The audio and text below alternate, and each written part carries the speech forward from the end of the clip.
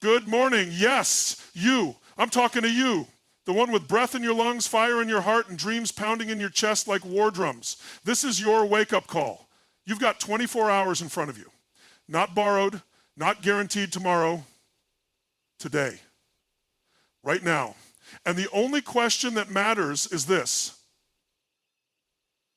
What the hell are you going to do with it? You can't afford to crawl out of bed hoping the day is kind to you.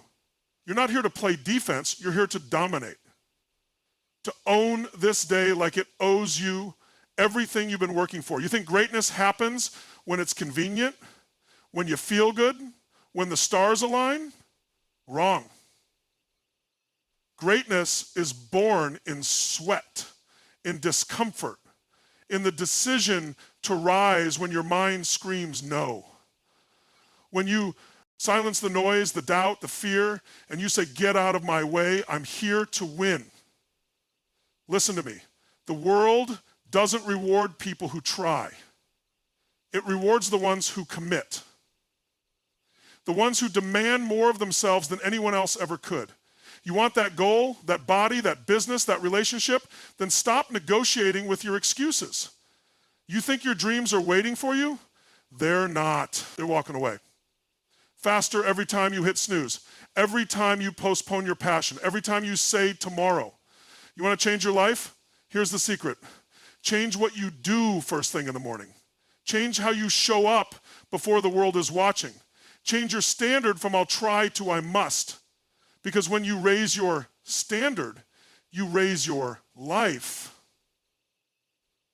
You don't have to be perfect. You don't have to have all the answers, but you do have to show up with intensity, with purpose, with that unshakable belief that no matter what comes your way, you will not back down. Not today, not ever. Your future is counting on you. Your family is counting on you. That version of you haven't met yet, the one who's stronger, richer, freer, is counting on you. So get up, stand tall, breathe deep, lock in, and go make this day your masterpiece. This is not just a morning, it's a beginning. A beginning to a better body, a sharper mind, a bolder spirit. This is your day. Now go out there and conquer it. Owning the day means stepping into it with purpose, with fire, and with absolute certainty that it belongs to you. It's about waking up and deciding, not hoping, but deciding that you are going to lead, not follow. That you are going to create, not react. That you are going to attack the day before it attacks you. Most people wake up already defeated. They roll out of bed, check their phones, scroll through other people's lives, and wonder why they feel like they're behind. That's playing defense. That's letting the world set the tone for your day. But that's not how warriors move. That's not how winners wake up. When you own the day, you take full responsibility for your energy, your focus, and your outcome. You don't ask for the day to be easy. You bring your strength to meet whatever comes. The moment you open your eyes, you're in the game. The clock is ticking. And the question is, are you going to let the day run you? Or are you going to run it? People who play defense wait for motivation. They wait for the mood to be right, for the weather to be perfect, for the circumstances to align. But the ones who win, the ones who dominate, they don't wait. They create. They generate the energy they need. They build the momentum. They drive forward with intention. You don't own the day by accident. You own it through ritual, through discipline, through fierce clarity on who you are and what you're after. It starts with your morning. What are you feeding your mind? What are you doing with those first 30 minutes? Because those moments define everything. If the first thing you consume is distraction, negativity, or someone else's agenda, you're already playing catch up. But if you start with intention, with movement, with gratitude, with a clear decision to lead, then the day bends in your direction. You put yourself in a state where you respond powerfully instead of react weakly. People who own the day don't ask what might happen, they decide what will happen. They set the tone. They walk into rooms with certainty. They don't just cross items off a to-do list, they move with a mission. They don't live on autopilot. They wake up and remind themselves that time is a gift, not a guarantee. And they don't waste it. They know every morning is a new fight, a new test, a new opportunity to sharpen themselves and build something that matters. They don't fear the hard stuff, they chase it. Because they understand the hard things forge strong people. Owning the day means being proactive instead of reactive. It means showing up early. It means not waiting to be told what to do, but taking the lead. It means you don't rely on motivation, you rely on habits. Motivation is fleeting, but identity is permanent. When you are someone who owns their day, you don't need to think about whether you should work out, make the call, write the plan, or push forward. You just do it. Because that's who you are. You're not someone hoping to win. You're someone expecting to win. And that energy carries you through setbacks, through chaos, through uncertainty. There's no room for passivity when you're playing at this level. There's no room for waiting around. You don't have the luxury of hitting snooze on your goals. The world moves fast. And if you're not moving with intention, you're getting left behind. You own the day by being relentless in your pursuit, by being laser focused on your outcome, by refusing to get distracted by things that don't move you forward. Social media, drama, comfort, they're traps. You've got to stay locked in. You've got to be ruthless about protecting your time, your energy, and your mindset. This isn't about being busy. This isn't about hustle for the sake of hustle.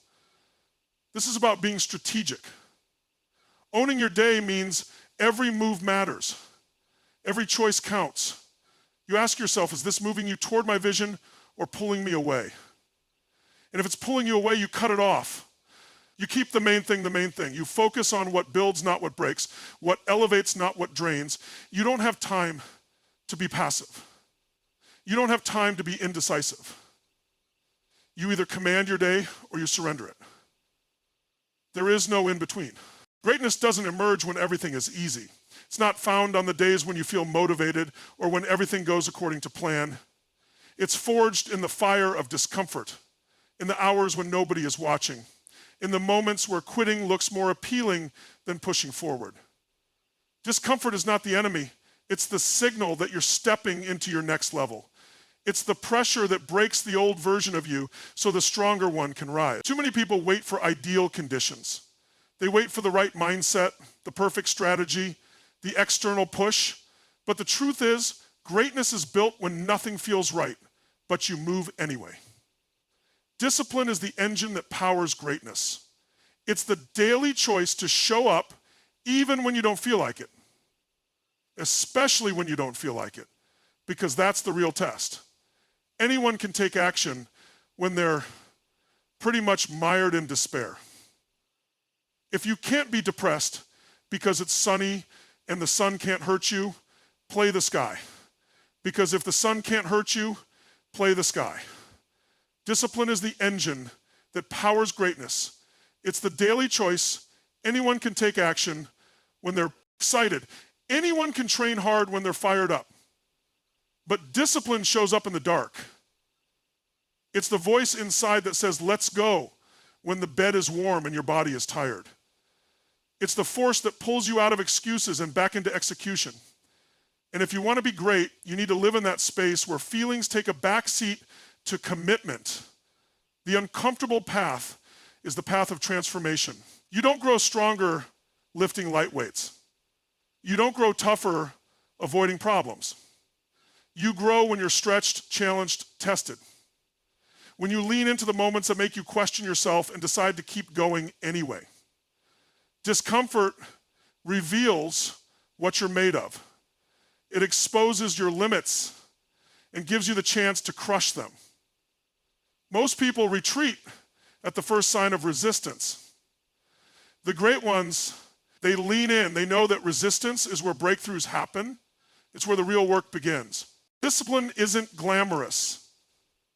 It's repetitive. It's inconvenient. It's often boring. But it's also non-negotiable. You don't need to love the process. You need to respect it. Because without discipline, your goals are just wishes, dreams with no structure. And structure is what makes greatness real. Discipline is what allows you to execute when motivation is nowhere to be found. It's what keeps you grounded when distractions show up. It's what makes your progress unstoppable. Without it, every little setback can derail you. But with it, nothing can break you. There's a reason only a small percentage of people ever reach their full potential. It's not because they lack talent. It's not because they don't have time. It's because they don't embrace the discomfort. They look for shortcuts, for comfort zones, for ways around the struggle. But the real road to greatness goes straight through it. It demands more than convenience. It demands sacrifice. Sacrifice of comfort, of habits, of who you were in exchange for who you're becoming. Discipline is the bridge that takes you from desire to result. And it's built one brick at a time. You can't fake discipline. You can't borrow it. You build it by doing hard things consistently. You train your mind the same way you train your body. Repetition, pressure, resilience. Every time you keep a promise to yourself, you become more powerful. Every time you choose action over excuses, you wire your brain for strength. You start to trust yourself. And that trust is the foundation of unstoppable confidence. That's the power of discipline. It builds a mindset that doesn't flinch when things get hard. It builds a standard that says, this is who I am. This is how I show up. When others are looking for the exit, the discipline find another gear. When the world says slow down, they speed up. When the odds stack high, they go higher. Discipline isn't about doing one big thing once. It's about doing the small, uncomfortable things again and again without compromise. And every time you do, you separate yourself from the average. You move closer to that rare air where greatness lives. The best don't avoid the hard, they crave it. Because they know the hard moments are what sharpen their edge. Discomfort is not a sign to stop, it's a sign to go further. It's feedback that you're stretching, that you're not stagnant, that you're chasing something worth the pain. And the beautiful thing is, discomfort fades, but the results of discipline last. They compound, they build momentum that can't be faked. You either live a life dictated by your feelings or by your standards. One leads to comfort and regret, the other leads to growth and legacy. Discipline is what separates the people who dream from the people who do. Greatness doesn't arrive, it's earned. Repetition, struggle, sweat, focus, and the relentless refusal to back down when it's hard. Excuses are the chains that keep people locked in mediocrity. They sound logical, they sound justified, but in reality, they're lies wrapped in comfort. They're the subtle whispers that say, you're tired, you've done enough, you can try again tomorrow. And the dangerous thing is, they make sense in the moment. They make you feel safe. But what they're really doing is robbing you of progress, of momentum, of your potential. Every time you negotiate with your excuses, you're handing power over to the weaker version of you. The version that settles. The version that fears failure. The version that runs when things get hard. Greatness demands a level of honesty most people aren't willing to face. It requires you to call yourself out, to recognize when you're making excuses and shut them down before they take root. Because once they settle in, they multiply. One excuse leads to another, one missed day becomes a pattern, one compromise turns into a habit, and before you know it, you're off track, convincing yourself that life got in the way, when really, you let your own voice talk you out of your power. That voice the one that tells you to take it easy, to wait for the right time, to slow down, isn't there to protect you. It's there to control you. It's the voice of fear. And fear has mastered the art of sounding reasonable. You don't rise by being reasonable. You rise by being relentless. When that inner voice starts trying to cut deals, just skip the workout today. You deserve a break. You can start Monday. You've got to shut it down. You've got to stand guard at the door of your mind and protect your mission. Because excuses are persuasive. They use your stress, your fatigue, your doubts against you. They take your momentary emotion and try to turn it into a long-term decision. That's where most people lose. They trade permanent growth for temporary comfort. And they do it with language that sounds smart. But smart doesn't win. Committed wins. When you stop negotiating with your excuses, you start living by standards.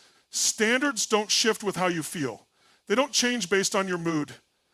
They are fixed, immovable, and they demand that you rise to meet them. That's the difference between someone who's interested and someone who's committed. The interested person listens to their feelings. The committed person listens to their standards. And the standard says, I show up no matter what. I do the work whether I'm inspired or not. I follow through even when it's uncomfortable, especially when it's uncomfortable. Excuses don't care about your vision.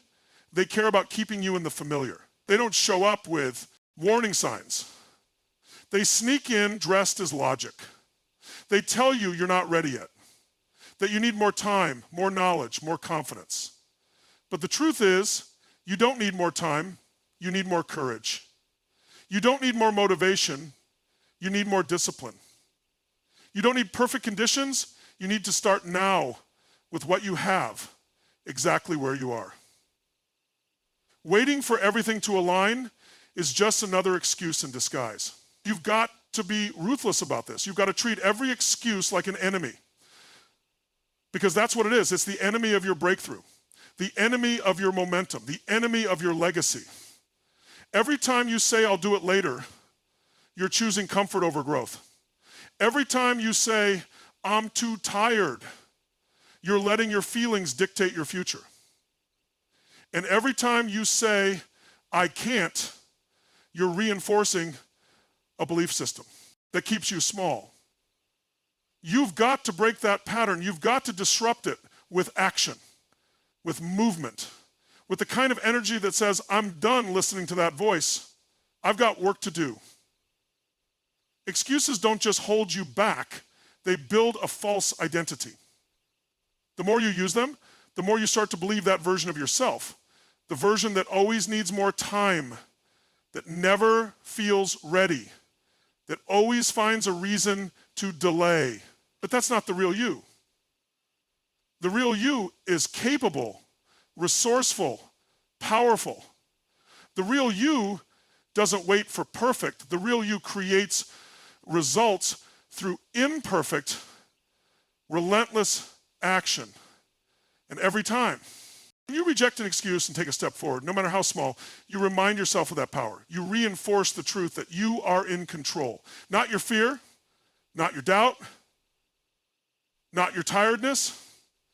The world will give you every reason to slow down, to back off, to lower your aim, and it will always applaud your excuses because most people are living by them.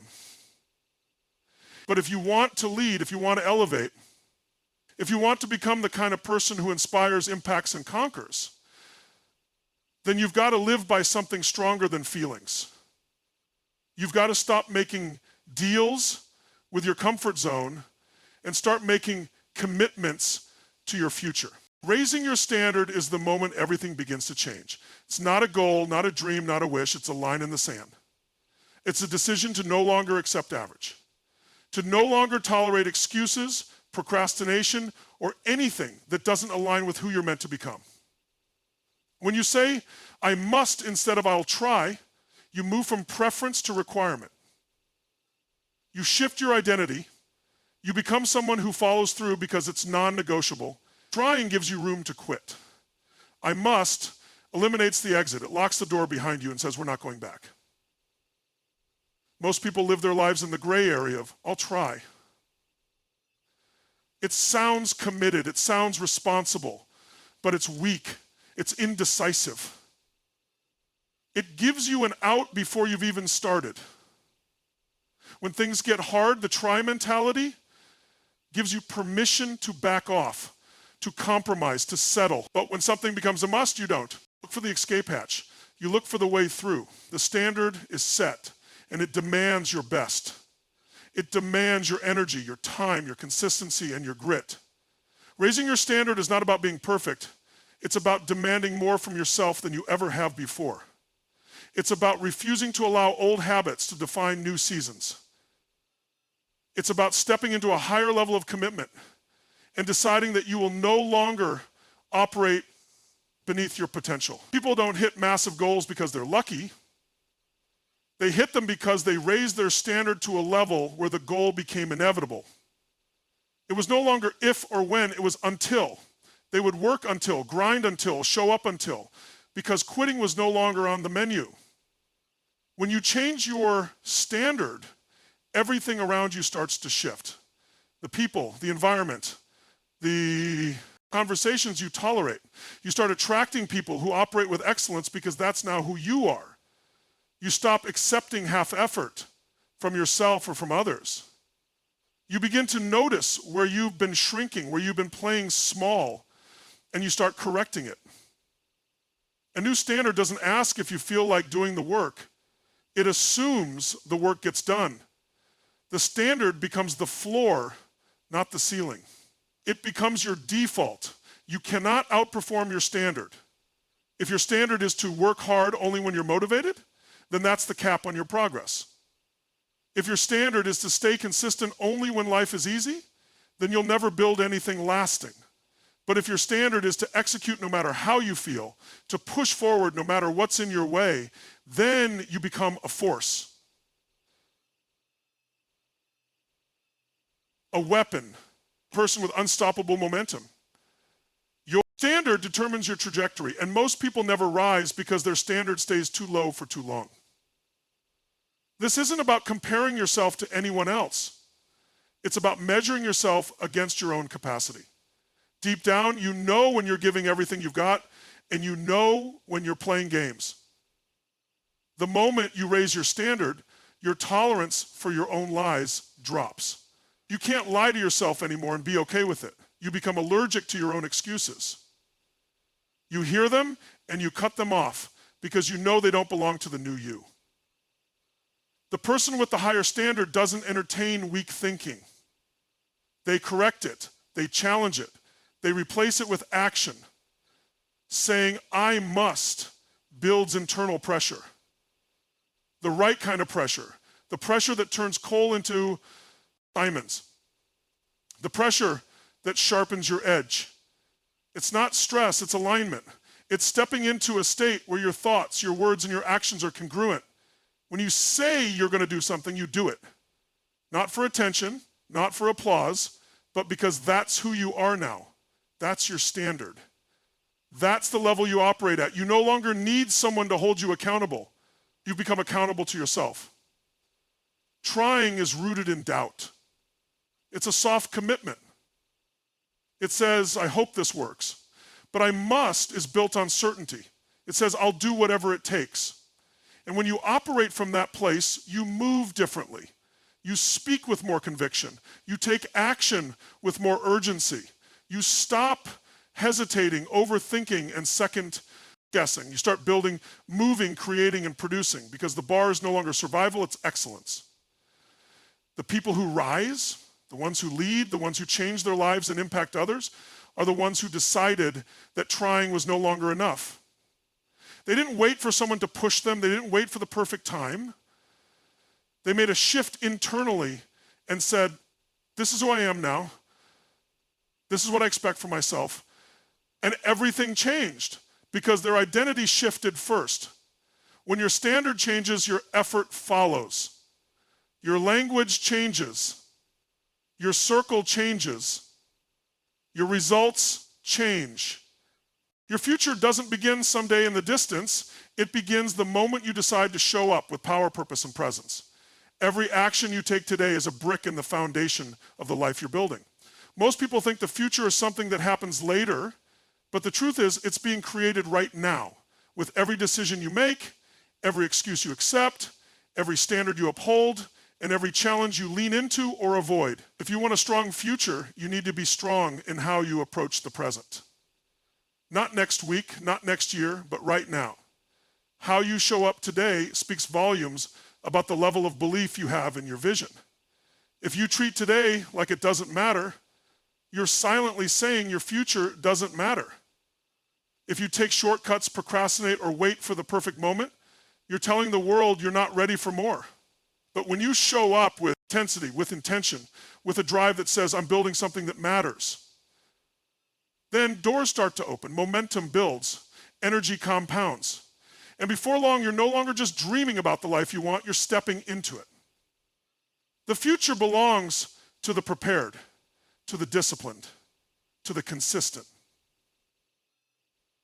You can't just think your way into a new life. You have to act your way there. That means how you show up when nobody's watching, how you train when you're tired, how you speak to yourself when things go sideways. It's easy to show up strong when everything's going well, but the future isn't shaped in comfort. It's forged in moments of resistance.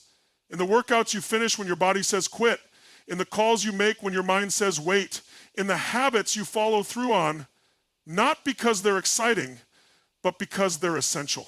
You've got to stop separating today from the outcome you want.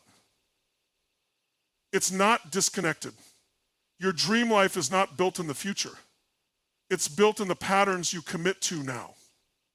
If you want to be a leader, lead yourself today. If you want to be successful, win today. If you want to inspire others, live with intensity today. Every single day is a mirror. It reflects what you really value, what you prioritize, what you're willing to sacrifice, and what you're not. If your goals are big, but your daily habits are small, there's a disconnect. And that gap is where dreams die. Nothing will change until you decide that how you show up matters more than how you feel. That your word means something. That you don't need ideal conditions to give maximum effort. Because the truth is, most of your days won't be perfect. Most of your circumstances won't be ideal. But if you can learn to dominate the day in front of you, regardless of what's going on, you create a level of self-trust that makes you unshakable. You prove to yourself that you don't rise and fall with your emotions. You rise because you've trained your mind to lead. Every excuse you accept today becomes a limitation in your future. Every time you choose comfort over growth, distraction over focus, reaction over intention, you delay the results that could already be in motion. It's not that you don't deserve your goals. It's that you haven't become the version of you who can sustain them. The habits, the routines, the mindset, all of it is cultivated in the trenches of today, not on some magical day when you feel more ready, more motivated, or more confident. Readiness isn't found, it's built through repetition, through discipline, through honoring the day in front of you like it's the most important one you'll ever get. The future you want is already waiting for you. It's just hidden behind a series of disciplined todays. You won't wake up one day and stumble into greatness. You'll wake up and realize you've been building it, one small decision at a time, one early morning, one disciplined workout, one focused hour of deep work, one uncomfortable conversation. You'll look back and see that success didn't come from a massive, dramatic moment. It came from a series of consistent, intentional choices stacked day after day. Most people are addicted to the idea of change but allergic to the process. They fantasize about who they want to be but refuse to align their daily actions with that vision. Don't be most people. Be the one who wakes up and attacks the day like it's the key to everything, because it is. You don't need a breakthrough. You need a decision. To stop drifting, to stop delaying, to stop wishing, and to start showing up today as the version of yourself who already owns that future. Speak like them, work like them, think like them, train like them, not later, now. Because how you show up today is a preview of who you're becoming tomorrow.